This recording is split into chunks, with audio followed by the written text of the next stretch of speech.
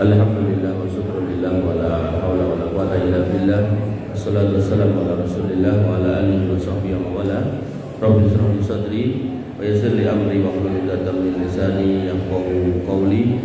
Amma ba'du, Bapak Ibu yang dirahmati Allah, alhamdulillah kita masih diberikan nikmat oleh Allah Subhanahu wa taala, nikmat Islam dan iman tentunya yang paling utama, yang kemudian Allah tambahkan dengan nikmat berada di bulan Ramadan, bulan Al-Quran yang memiliki ikatan yang sangat erat dan tidak bisa dipisahkan antara Ramadan dan Al-Quran, yang keduanya saling terikat baik ditinjau dari sejarah Islam dan dalam kehidupan setiap muslim, sehingga di bulan Ramadan seorang muslim hendaknya tidak boleh melewatkan hari-harinya dari Al-Quran, mobil khusus di Ramadan, apalagi di hari-hari biasa itu tidak boleh, apalagi di bulan Ramadan.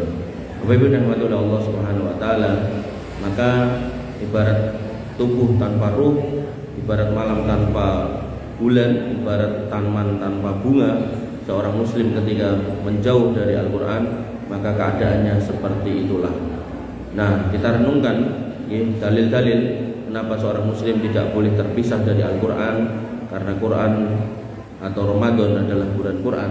Yang pertama, Allah Subhanahu wa taala menyebutkan secara khusus di dalam Quran surat Al-Baqarah ayat 185, Syahrul Ramadan alladzi unzila fihil Quran. Bahasanya bulan Ramadan itu adalah bulan yang memang Allah pilih untuk diturunkan Al-Quran. Di dalamnya ada hudal linnas, ada petunjuk, wa bayyinatin minal huda, dan penjelasan dari petunjuk, wal furqan, dan pembeda. Bapak Ibu dirahmati oleh Allah Subhanahu wa taala, Al-Imam Ibnu Katsir rahimahullah mengatakan, yamtahu ta'ala syahrul Ramadan, syahrul siyam min baini sa'iris syuhur. Allah memuji bulan Ramadan, bulan puasa ini di antara bulan-bulan lainnya, bi an akhtarahu min bainihinna li inzalil Qur'anil 'azim fi, yaitu terpilihnya bulan Ramadan karena keutamaannya salah satunya yaitu Allah memilihnya untuk menurunkan Al-Qur'an di dalamnya. Dan Al-Qur'an berdasarkan ayat tadi, walaupun nanti berdasarkan ayat yang lain itu fungsinya ada 7, ada nur, kemudian ada zikrun, peringatan gitu.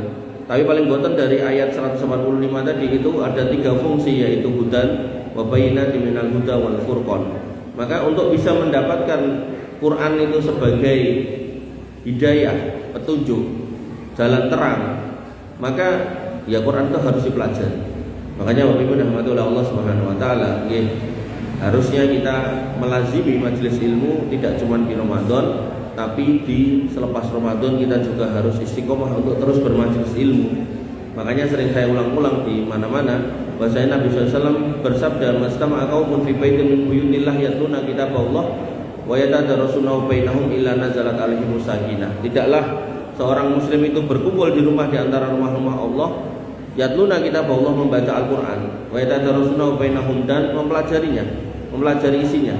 Makanya nanti seorang guru itu namanya mudarris, orang yang mengajarkan.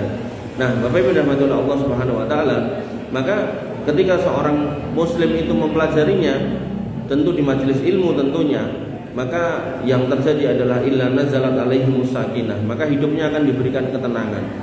Yang namanya ketenangan, kalau dikasih rezeki nggih tenang, kalau enggak dikasih nggih tetap tenang. Tidak kemudian sebaliknya.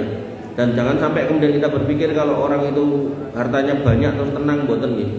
Orang-orang kaya ini banyak yang stres nggih enten.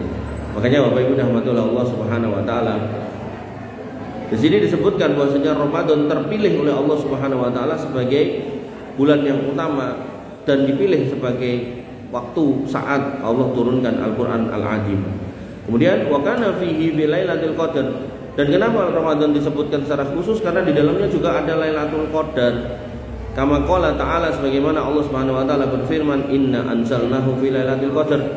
Bahwasanya kami telah menurunkannya pada malam Lailatul Qadar, dan itu hanya ada di Ramadan. Dan Ramadan, Bapak Ibu dirahmati oleh Allah Subhanahu wa taala, itu yang utama ketika membicarakan hari-harinya, maka yang utama di dalam Ramadan adalah Lailatul Qadar. Nanti kalau di bulan Dzulhijjah, maka yang utama adalah 10 hari yang pertama itu di siang harinya, dan yang paling utama yaitu di hari Arafahnya. Maka agak berbeda dengan Ramadan. Ramadan 10 hari yang terakhir, kalau Dzulhijjah 10 hari yang pertama. Kalau Ramadan di malam harinya, kalau Dzulhijjah di siang harinya. Kalau Ramadan keutamaan yang paling utama di malam Lailatul Qadarnya. Kalau Dzulhijjah di hari Arafahnya sejak zawal, sejak matahari bergeser atau tergelincir sampai maghrib. Di situ ada keutamaan untuk banyak berdoa, minta ampun kepada Allah Subhanahu wa taala. Wabil khusus mereka yang ada di padang Arafah sana. Bapak Ibu rahmatullah Allah Subhanahu wa taala, wa qala, dan kemudian Allah juga berfirman tentang keutamaan Ramadan, mengomentari ayat 185 Al-Baqarah tadi, inna anzalnahu fi lailatin mubarakah. Sesungguhnya kami telah menurunkan Al-Qur'an itu pada Lailatul Mubarakah, pada malam yang penuh keberkahan, yang diberkahi. Fasyarafallahu hadza syahrul adim ala sairi syuhur bi inzali Qur'ani fi. Maka Allah Subhanahu wa taala memuliakan bulan yang mulia ini yaitu Ramadan atas bulan-bulan yang lain dengan sebab diturunkannya Al-Qur'an di dalamnya. Makanya Bapak Ibu rahmatullah Allah Subhanahu wa taala itu menjadi dalil yang pertama, dan dalil yang kedua bahwasanya Ramadan adalah bulan yang utama, yaitu tadi sudah disinggung, yaitu Quran surat Al-Qadr ayat 1, inna anzalnahu fi lailatul qadar. Dan ayat ini dikomentari oleh Al-Imam As-Sa'di, beliau mengatakan yukhbiru ta'ala anil Qur'anil adim. Ayat ini Allah mengabarkan melalui ayat ini tentang Al-Qur'an yang agung, annahu anzalahu fi lailatul qadar, bahwasanya Allah menurunkannya pada Lailatul Qadar, wahia lailatul mubarakah allati qala Allahu fiha, yaitu malam yang diberkahi yang Allah menyebutnya dengan firman-Nya, inna anzalnahu fi lailatin mubarakah. Sesungguhnya kami telah menurunkannya pada malam yang diberkahi. Yang namanya diberkahi itu berarti setiap detiknya itu penuh kebaikan. Maka kalau kemudian kita melewatkan dengan tidak melakukan kebaikan, itu sebuah kerugian. Alhamdulillah Bapak Ibu rahmatullah Allah, nanti insya Allah ada para ulama dulu itu majelis ilmu ngeten iki ditinggalkan hanya untuk membaca Al-Qur'an. Maka ya kita harusnya jangan kemudian malah meninggalkan baca Quran demi hanya untuk melihat HP gitu kan, atau mungkin melihat TV. Justru itu harus kita tinggalkan. Terus ulama dulu itu mereka ngajar, mereka menulis, mereka mendakwahkan agama, itu ditinggalkan demi untuk mengejar banyaknya bacaan Al-Qur'an. Nah, maka Bapak Ibu rahmatullah Allah Subhanahu wa taala, maka seorang muslim untuk hal-hal yang tidak berfaedah di bulan Ramadan seyogyanya ditinggalkan. Kemudian wahia lailatun min layali Ramadan, dan malam yang diberkahi itu adalah salah satu dari malam di antara malam-malam bulan Ramadan, kama qala ta'ala, sebagaimana Allah Subhanahu wa taala berfirman, syahrul Ramadan alladzi unzila fihil Qur'an, yaitu dalam firman-Nya bahwasanya bulan Ramadan di dalamnya ada satu kondisi di mana Allah turunkan Al-Qur'an. Tafsir Karimir Rahman min Kalamil Manan. Bapak Ibu yang dirahmati oleh Allah Subhanahu wa taala. Lalu pada bagian yang keduanya disebutkan bahwasanya Jibril mengulang-ulang Al-Qur'an kepada Nabi Muhammad SAW di bulan Ramadan. Yang pertama, hadis disebutkan dari Ibnu Abbas radhiyallahu anhu, dia berkata, karena Rasulullah sallallahu alaihi wasallam ajwadan nas wa kana ajwadu ma yakunu fi Ramadan hina yalqahu Jibril. Bahwasanya Nabi SAW itu adalah orang yang paling dermawan, dan beliau paling dermawan pada bulan Ramadan. Atau dengan yang ngapunten bulan-bulan biasa sudah lomo, Ramadan kedah langkung lomo. Ketika bulan-bulan biasa pelit, Ramadan harus lebih lomo, atau lebih pelit gitu kan. Nah, maka Bapak Ibu rahmatullah Allah Subhanahu wa taala, Nabi di bulan-bulan biasa itu sudah dermawan, di Ramadan lebih dermawan. Dan gambaran dermawannya Nabi itu beliau sampai mengatakan, kalau misal aku duwe emas segede gunung Uhud, gak bakalan tak cekel luwih saka 3 dina. Nah, ini menunjukkan Nabi itu orangnya gimana caranya itu disalurkan gitu. Makanya nggih, kok sampai ada pejabat sampai ngendikan umat Islam ini nek pengen maju kuwi kudu ninggalke zakat. Nah, itu musibah niku nggih. Padahal zakat niku pondasi niku rukun Islam, ndak bisa ditinggalkan. Gimana ceritanya? Ya mungkin maksud dia supaya lebih banyak sedekah. Ini kan nggak harus pakai bahasa ngoten niku toh. Ibaratnya ngeten iki, misal nggih. Jenengan pengen ngajak orang salat masjid lebih utama bla bla bla bla bla, terus jenengan ngendikan Wong wis ngerti salat ning masjid ki pahalane akeh. Nek emang pegah ning masjid pilih ning omah mending rasa salat. Nah, ngoten kan kata-kata yang keliru toh. Artinya ya kalau memang orangnya belum punya hidayah untuk ke masjid ya, dia masih sholat di rumah kan itu masih dia menjalankan rukun Islam. Untuk dalam rangka supaya orang sodakoh banyak terus mengatakan umat Islam pengen maju kudune ninggalke zakat lebih ceritane, nggak mungkin, nggak masuk akal. Karena itu rukun Islam Pak, nggak bisa ditinggalkan. Nanti hampir mirip perkataan niku asline wong jil sama. Niku dulu ada orang yang mengatakan wong Islam Indonesia iki nek pengen renek wong ra duwe kuwi gampang. Kudune sing do munggah kaji 200.000 wong ben taun kuwi rasa munggah kaji dite dikeke wong ora duwe wae. Loh, kok malah ngono. Adanya 200.000 orang ke sana itu mendoakan negerinya juga. Ngoten. Bahkan kalaupun mereka lupa mendoakan negerinya, itu Imam Haram sana itu mendoakan negeri kaum muslimin dan mereka waktu wukuf tinggal mengaminkan amin amin amin. Ngoten. Sehingga pulang niku membawa kebaikan buat dirinya dan negerinya. Oh malah tidak boleh haji itu gimana? Makanya Bapak Ibu rahmatullah Allah itu dari masa ke masa orang-orang seperti itu tuh modelnya sama, ucapannya sama, bagaimana ceritanya, caranya, syariat yang sudah baku niku dipreteli, digentos, diganti, diurek-urek, pokoknya diganti sing ra genah. Nah, Bapak Ibu rahmatullah Allah Subhanahu wa taala, disebutkan di sini Nabi itu sangat dermawan sehingga ketika jenengan hari-hari itu sudah bisa sedekah infak, maka di bulan Ramadan usahakan lebih banyak, lebih kerap, lebih sering. Kenapa? Karena belum tentu kita ketemu di bulan yang tahun yang akan datang, belum tentu kita ada. Kemudian haina yalqahu Jibril, bahkan ketika Jibril itu menemui beliau tambah rajin lagi. Wa kana yalqahu fi kulli lailah, dan Jibril itu mendatangi Nabi setiap malam min Ramadan fa yudarisuhul Quran, dan mengajarkan Quran. Sehingga Nabi itu ketika ditanya oleh Bunda Aisyah bagaimana Rasul, beliau mengatakan karena khuluquhul Quran. Nek kamu pengen ngerti Nabi ya Quran itu. Dia adalah Quran yang berjalan, Quran yang hidup. Sehingga kalau kemudian seorang muslim mengaku cinta pada Nabi SAW, Allah mengatakan in kuntum tuhibbunallah fattabi'uni. Nek kamu mengaku cinta sama Allah ya ikut melu aku. Nek melu Nabi ya ikuti Quran dan sunnah. Nanti enten orang yang berpendapat berarti melu Quran tok sunnah dibuang. Tidak bisa Pak, tidak bisa. Saya kemarin tuh dikirimi WA ibu saya. Aku duwe kanca mbiyen kanca ngaji ning saiki kok dadi ra cetha ngene. Ngomongnya adab kubur gak ono dalile iki. Nah, dalil-dalil yang dikirim niku saya cari tafsirnya, saya ulas itu.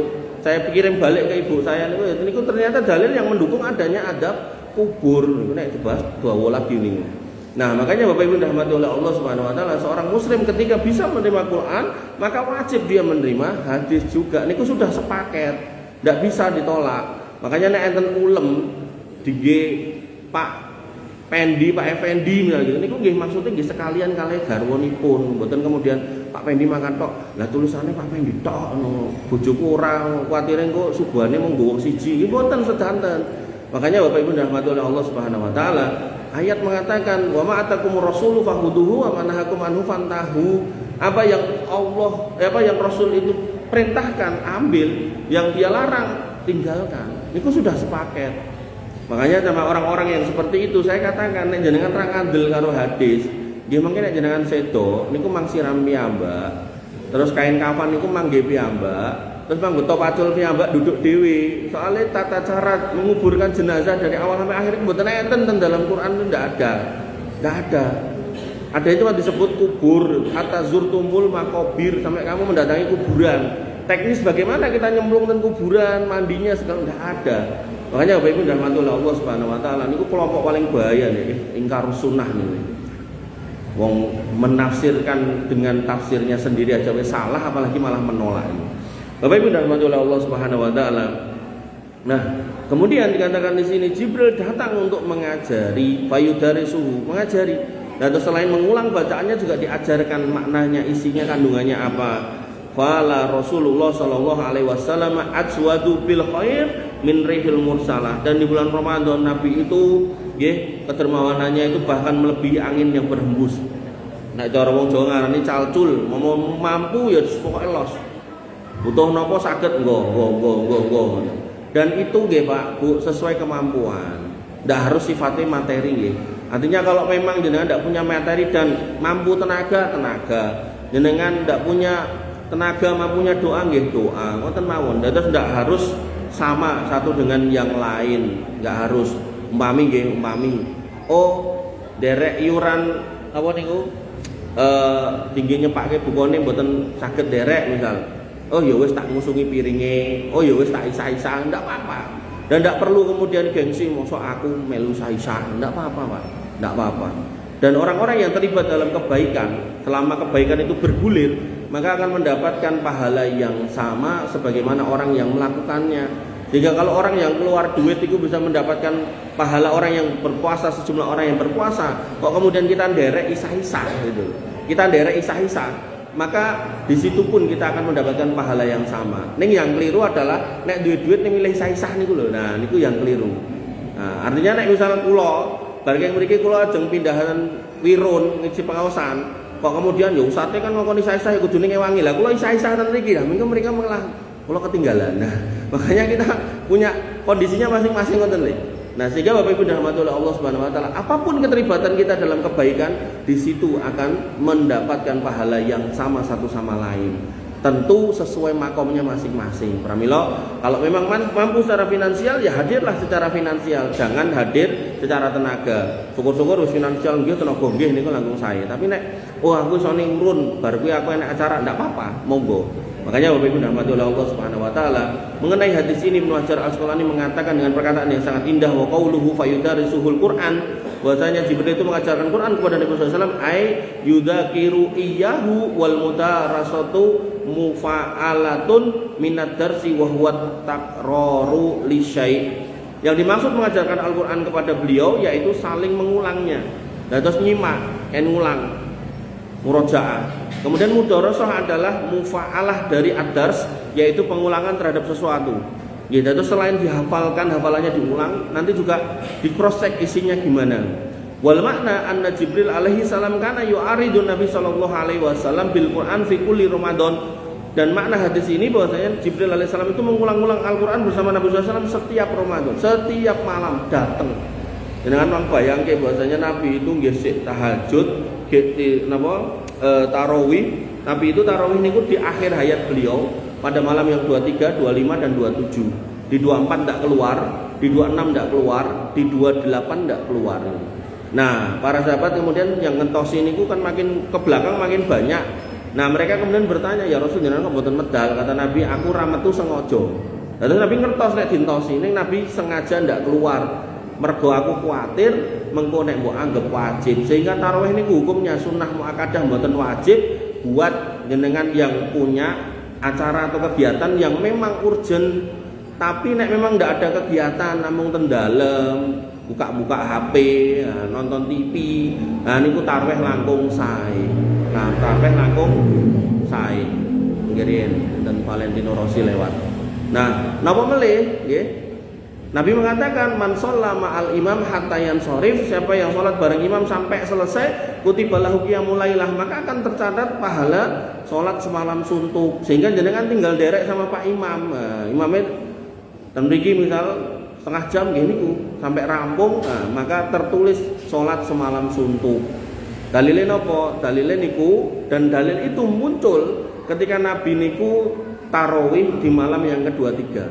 Di malam yang kedua tiga Nabi niku tarawih selama sepertiga malam. Umpami nggih, maghrib jam 6, mengke subuh misal jam gangsal, berarti kan 11 jam. 11 jam niku nek dibagi 3, misal niku 3,5. Nah, maka sepertiga malam yang pertama niku 3,5. Jam 6 tambah 3,5 niku ketemune setengah sedoso. Nabi tarawih di malam yang kedua tiga itu sejak habis isya sampai setengah sedoso. Ngoten nek kedah derek nek ajeng derek sunah plek ngoten nggih. Nah, nanti di malam yang ke-25 Nabi itu tarawihnya sampai malam tinggal setengah. Berarti sampai tengah malam. Berarti kalau 11 niku dibagi 2 5,5. 6 ditambah 5,5 ketemune niku 11,5. Berarti sampai jam setengah 12. Lah, pas sampai setengah 12 niku enten sahabat ingkang tahanglet, "Ya Rasul, pripun nek kula tambahi melih nggih?" gitu. Kata Nabi, man qoma ma'al imam hatta yansharif kutiba lahu qiyamul lailah. Sapa wonge sing ngadeg bareng imam nganti rampung, nah, kecatet salat semalam suntuk. Nah, sehingga jenengan kalau sudah sama imam dari awal sampai witir pun kondur dirampung ke sisan. Nah, niku sudah tercatat salat semalam suntuk. Lah tapi nek aku meh nambah apa ora itu angsal ndak apa-apa, jenengan nambah ndak apa-apa. Cuman paling boten pemahamannya adalah jenengan nek bermakmum mangrampungke ngantos rampung, ngoten lho. Nah, mungkin nek umpami saestu-estu longgar, fisiknya sehat, ndak ada kendala apa-apa, bisa bangun misal jam setengah 2 atau mungkin jam 2 sambil nunggu sahur jenengan tahajud melih ndak apa-apa. Mang tambah kalih ngoten mawon. Witirnya mboten usah ditambahi. Witirnya tidak boleh ditambahi karena la witrona fi lailatin. Witir niku dalam satu malam cuma satu kali. Bapak Ibu yang dirahmati oleh Allah Subhanahu wa taala. Nah, Al-Imam Ibnu Hajar Al-Asqalani mengatakan lagi bahwasanya wa fi dzalika dalilun ala istijabi dirasatil Quran fi Ramadan, istihbabi dirasatil Quran fi Ramadan. Dan hadis ini juga menjadi dalil bahwasanya disenanginya atau disunahkannya mempelajari Al-Qur'an di bulan Ramadan. Pramila nggih ten bulan Ramadan niku njenengan paringi napa niku kultum ndak apa-apa. Njenengan paringi ngeten iki kajian sebelum buka puasa ndak apa-apa, Pak. Makanya nek enten yang bilang bid'ah niku nggih klentu nggih. Ndak apa-apa. Ning mboten sah diyakini nek niki mboten enten mungkin posone batal niku lah baru masuk bid'ah di situ. Sehingga jenengan nek umpami di bar tarawih atau ajeng tarawih kok enten kultum, misal di bar tarawih namun rampung kok enten kultum, terus jenengan ada urusan mau pulang, tidak apa-apa. Tidak perlu diyakini kalau ini nek ramelu kultum kok tarawih gak sah, itu tidak ada kayak gitu. Jadi memang benar Nabi tidak pernah kultum, sahabat juga tidak pernah kultum, tabiin juga tidak pernah kultum, ulama-ulama dulu juga tidak ada kultum, tarawih itu tidak ada. Kenapa? Karena mereka mapan sudah bermajelis ilmu. Tapi nek kita kadang nek majelis ilmu paling ya ini namung pinten ngoten to. Nah, maka momen ngoten iki memang dimanfaatkan oleh takmir-takmir masjid untuk memberikan siraman rohani. Dan terus memang kondisi zamannya yang sudah berbeda.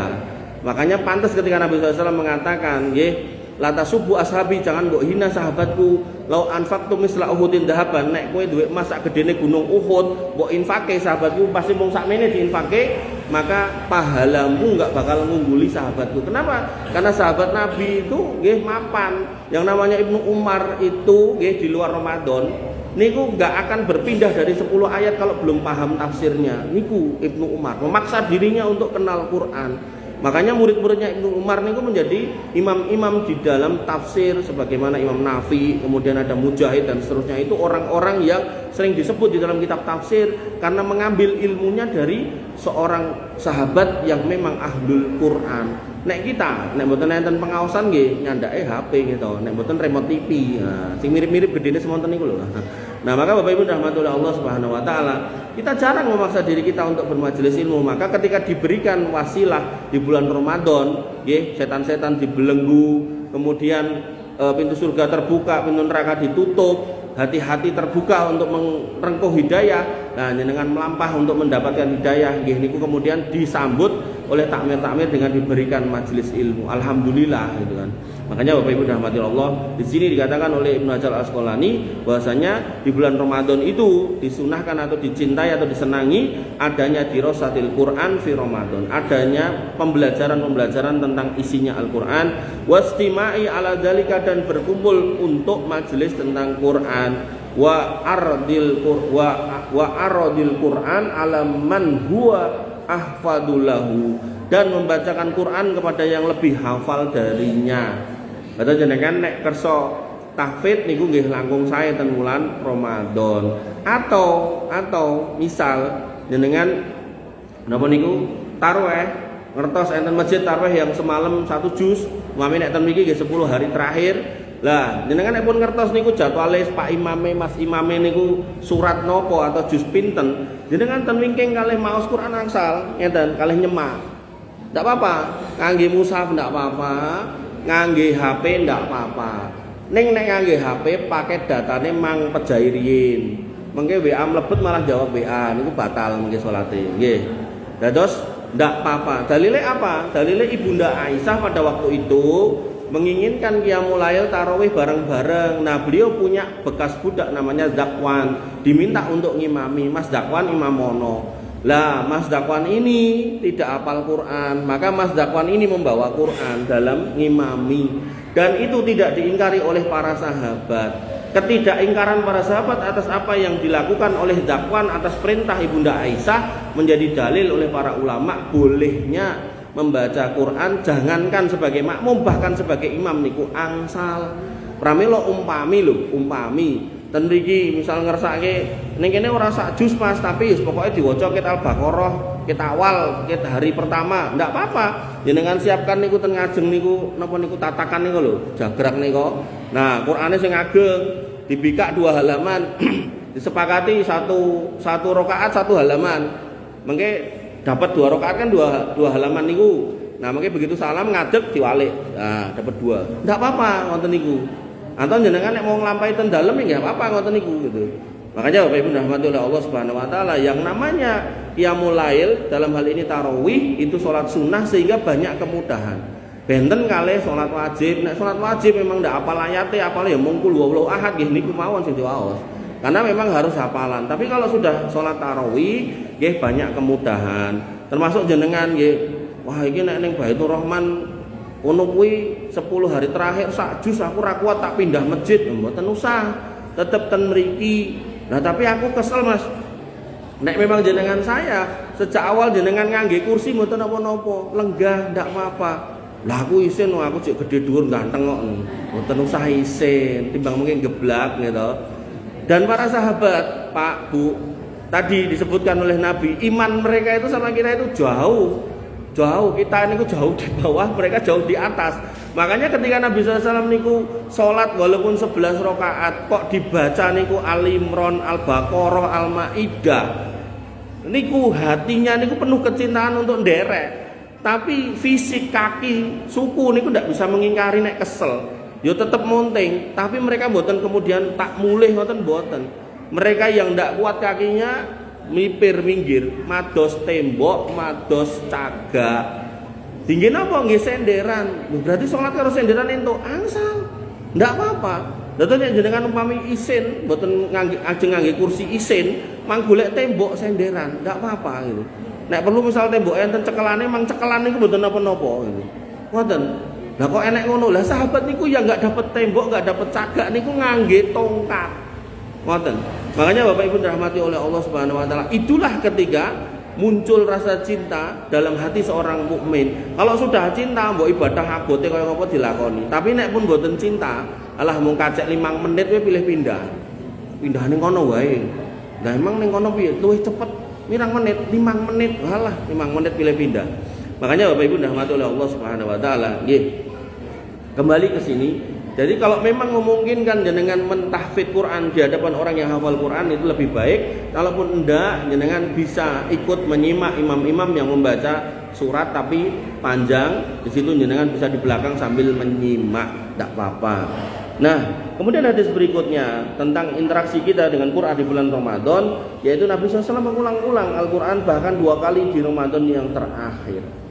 Disebutkan oleh Fatimah radhiyallahu anha, putri beliau SAW, dia berkata, asarra ilayya an-nabi sallallahu alaihi wasallam inna Jibril kana yu'ariduni bil Quran kulla sanah, bahwasanya Jibril membisikkan kepadaku sesungguhnya Nabi SAW membisikkan kepadaku sesungguhnya Jibril selalu mengulang Al-Quran bersamaku tiap tahun, datang tiap tahun untuk mengulang Al-Quran. Wa innahu aradoni al-ama marrotain, tapi tahun ini dia sudah ngomong, aku bakal nemoni kowe ping pindho lho Muhammad. Nggo ngulang Quran ramung pisan pindho. Wala arahu illa hadara azali. Dan ketika dia sudah memberikan sinyal 2 ini, maka tidak ada yang tak lihat kecuali saya sudah merasa nek ajalku dekat. Ning walaupun Nabi mengatakan ajal dekat, Nabi tidak tahu meninggalnya hari apa, jam berapa, tanggal berapa. Sehingga kalau ada orang yang mengatakan kok nganti tahu hari apa, tanggal berapa dan seterusnya, niku jelas dusta.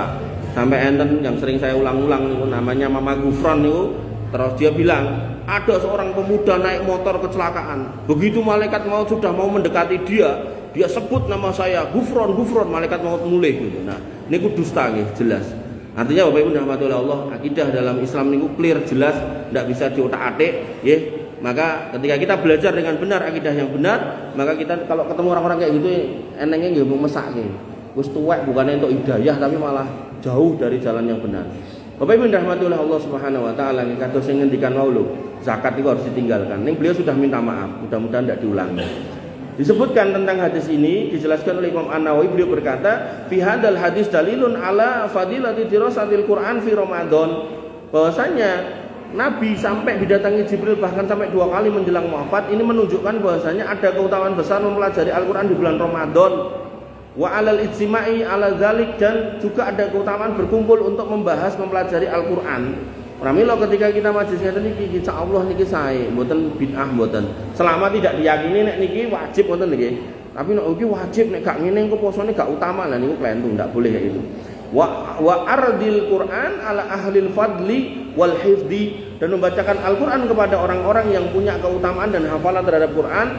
Wa fihi istihbabu al-iktsari min tilawatil Quran fi sahri Ramadan, dan juga di dalamnya dianjurkan seorang muslim itu banyak membaca tilawah Al-Quran sebanyak-banyaknya. Sehingga Bapak Ibu dirahmati oleh Allah Subhanahu wa taala, kenapa kita kok harus berinteraksi dengan Al-Quran sedemikian rupa? Disebutkan dalam sebuah hadis, yaitu riwayat Imam At-Tirmidzi, beliau sallallahu alaihi wasallam mengatakan, man qara'a harfan min kitabillah falahu bihi hasanatun. Siapa yang kemudian membaca Al-Quran, maka dia mendapatkan kebaikan. Wal hasanatu bi asri amsalihha, dan kebaikan ini dilipat gandakan 10 kali. Nah, terus di bulan Ramadan itu dilipat gandakan 10 kali. Misal bacane pahalane 1. Nah, 1 di bulan Ramadan itu jadi 10. La aqulu alif lam mim harfun. Aku tidak katakan alif lam mim itu satu huruf, walakin alifun harfun, walamun harfun, wa mimun harfun. Tapi aku mengatakan alif lam mim niku, alif itu 1, lam itu 1, mim itu 1, jadi 3. Begitu jenengan baca alif lam mim mendapat 3 kebaikan, kok jatuh di Ramadan dikali 10, 30 kebaikan. Nah, Bapak Ibu dirahmati oleh Allah Subhanahu wa taala.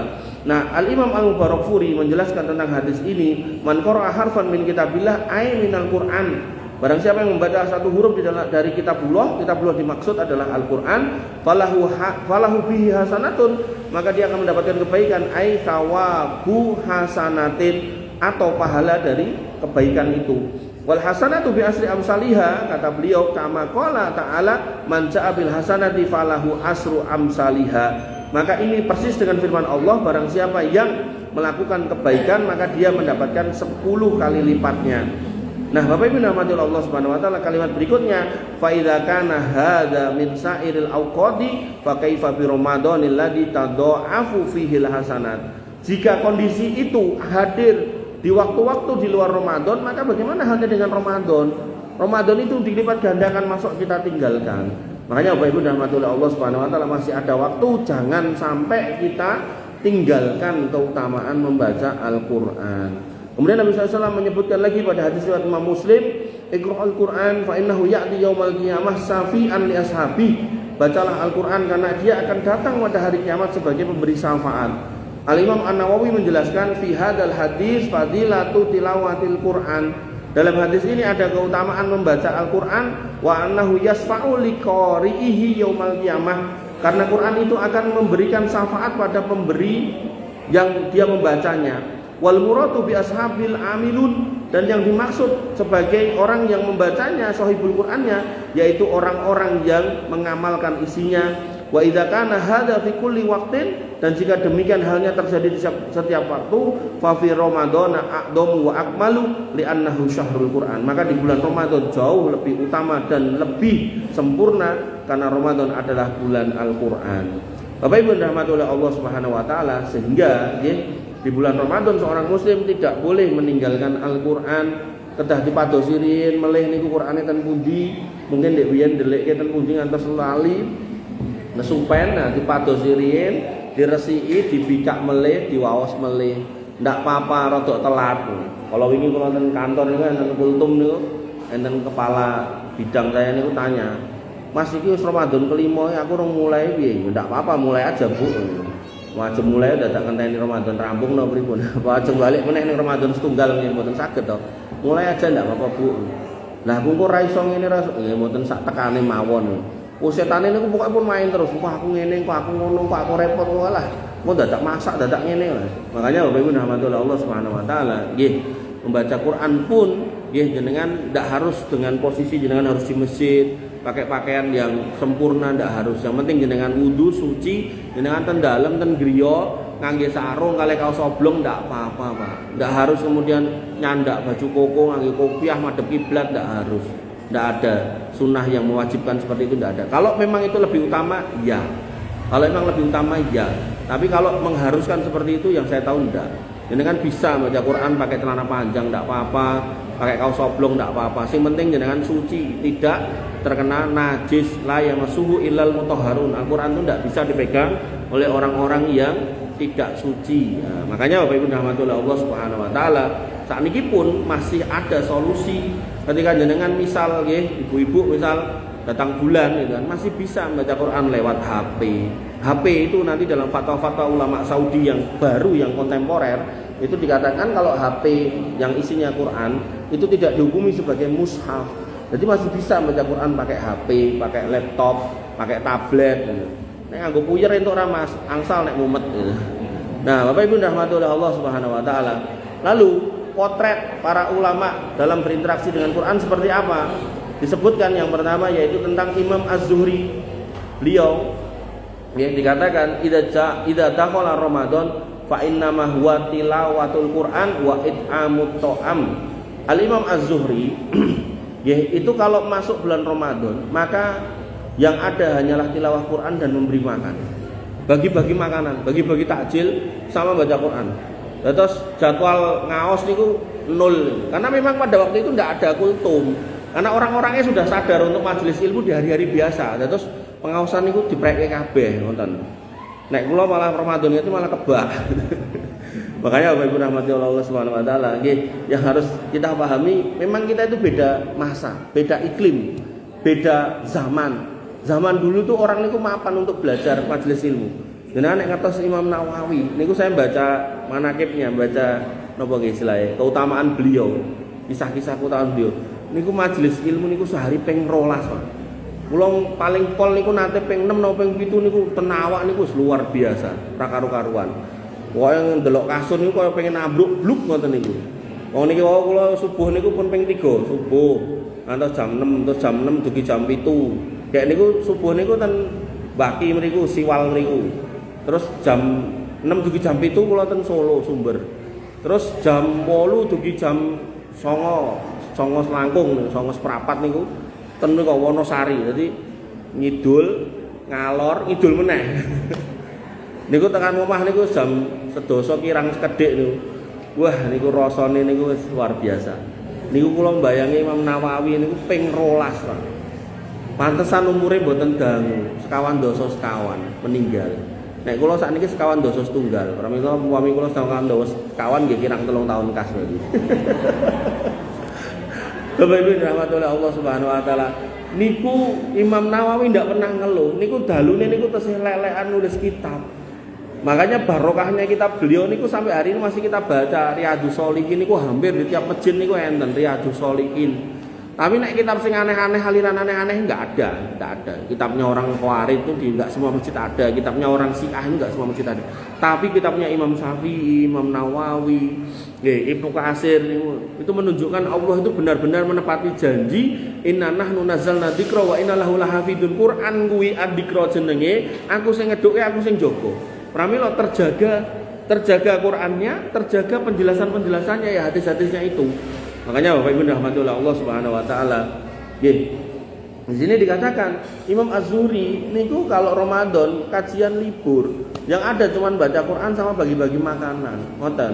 Pramila jenengan yang mungkin bisa menata schedule kerja, paribasane nggih perusahaan-perusahaan piyambak. Niku bisa kayak sebagian orang. Enten kula pernah kenal juragan napa niku? Juragan daster. Nah, dari Pasar Kliwon. Nah, dia itu eksportir. Jadi dia mengagendakan pokoknya Ramadan libur. Nah, termasuk ngapunten nggih jenengan yang sadian sekul nek enjing niku harus diagendakan nek Ramadan niku enjinge libur. Mami bikak niku nggih sahur atau nggih buka. Ampun malah buka pas orang berpuasa. Alih-alih golek nafkah ning malah entuk dosa gitu kan. Nah, makanya Bapak Ibu rahmatullah Allah Subhanahu wa taala, di sini Imam Az-Zuhri. Nah, kemudian Imam Malik bin Anas rahimahullah berkata, "Kana Malik idza dakhala Ramadan ya firru min qiraatil hadis wa mujalasati ahlil ilmi. Bahwasanya Imam Malik apabila Ramadan tiba, beliau meninggalkan membaca hadis, majelis ilmu ditinggalkan, dan ditinggalkan duduk bersama dengan ahli ilmi. Dan terus menyampaikan ilmu ditinggalkan, mencari ilmu ditinggalkan. Bukan karena meremehkan ilmunya, bukan, karena melihat Ramadan itu enggak lama, maka yang terjadi wa yuqbilu ala tilawatil Quran minal mushaf, dan beliau memilih untuk membaca Al-Quran dari mushafnya. Niku yang dilakukan. Kemudian Al-Imam Qatadah bin Di'amah, beliau berkata, karena Qatadah yahtimu Al-Quran fi kulli sab'in layalin marrah. Qatadah menghatamkan Quran setiap 7 malam sekali.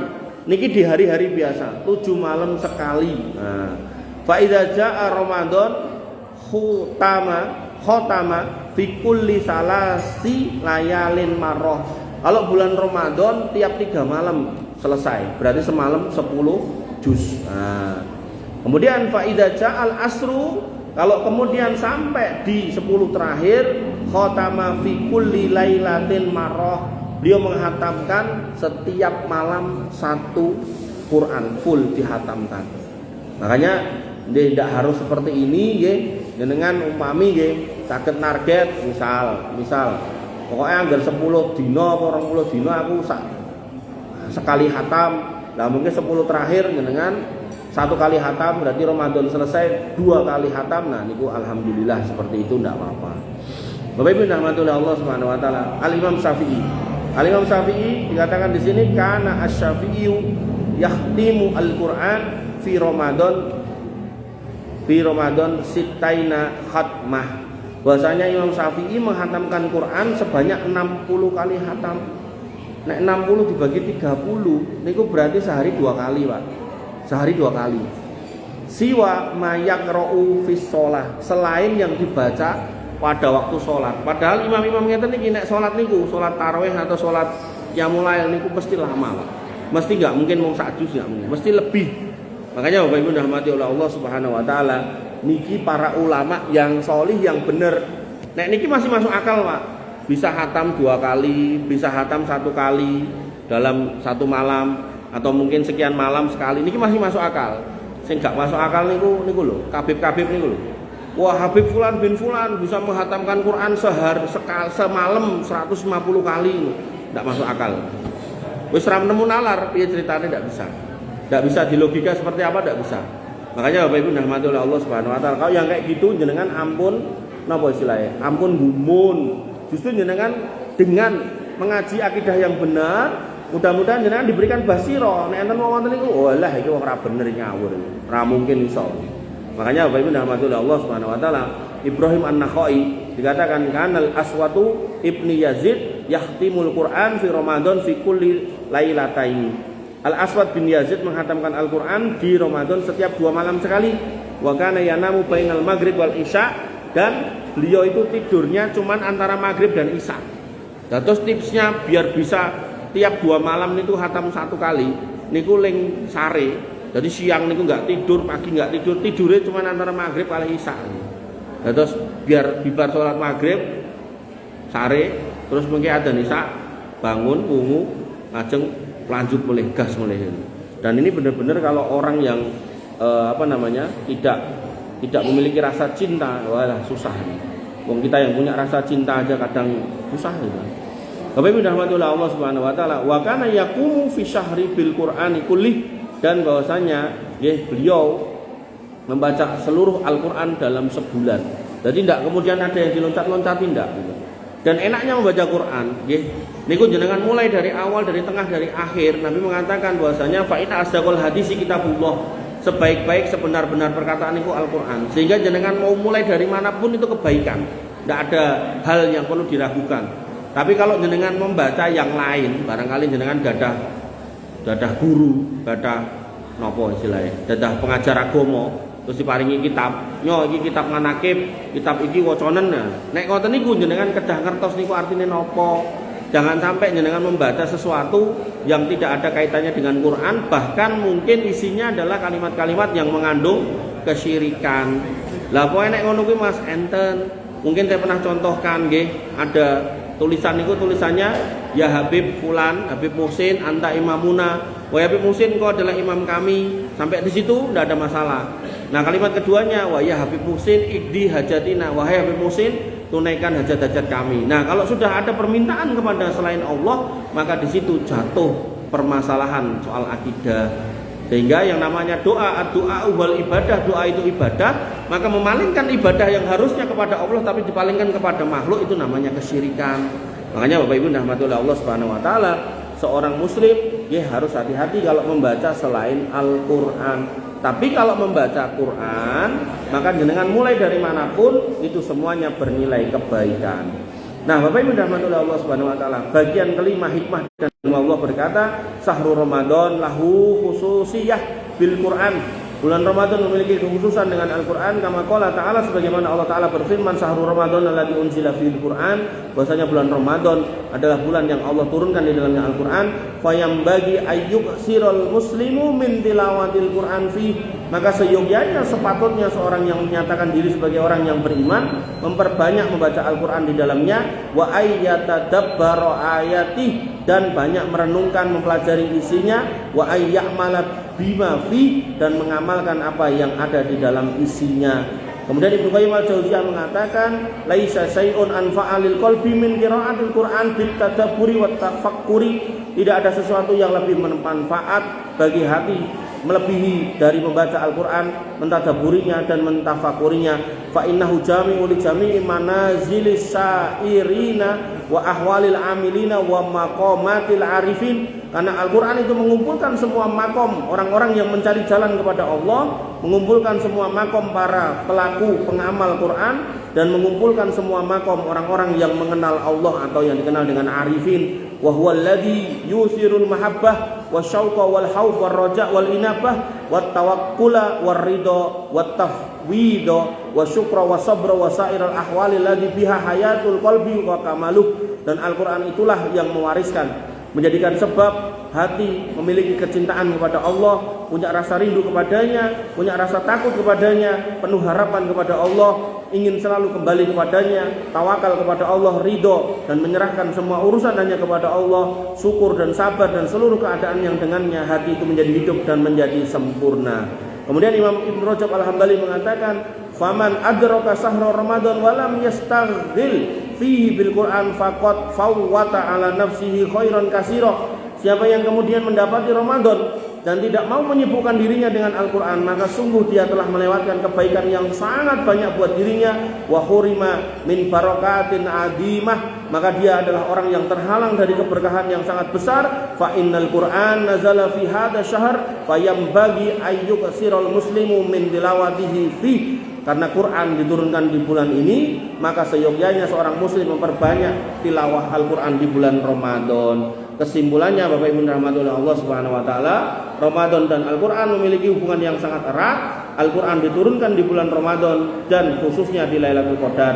Nabi Muhammad SAW mengulang-ulang Al-Quran dengan Jibril setiap malam, dan bahkan di hari atau di tahun ketika beliau mau wafat, Jibril mendatangi 2 kali. Pahala membaca Al-Quran sangat besar, bahkan dihitungnya tiap huruf, dan karena hubungannya dengan Ramadan maka dikalikan dengan 10. Dan para ulama salaf dulu mereka giat dalam membaca Al-Quran di bulan Ramadan, meninggalkan semua kesibukan dakwahnya, kesibukan belajar dan mengajarnya, apalagi kehidupan dunianya, hanya untuk menghatamkan Quran berkali-kali. Dan Al-Quran adalah pembersih hati dan memberi syafaat. Orang-orang yang membacanya dengan tadabbur akan menghidupkan hati dan memberi syafaat di hari kiamat. Maka Ramadan tanpa Quran adalah kerugian besar. Dan orang-orang yang melewatkan Ramadan tanpa memperbanyak tilawah Al-Quran, maka dia telah kehilangan kebaikan yang sangat banyak.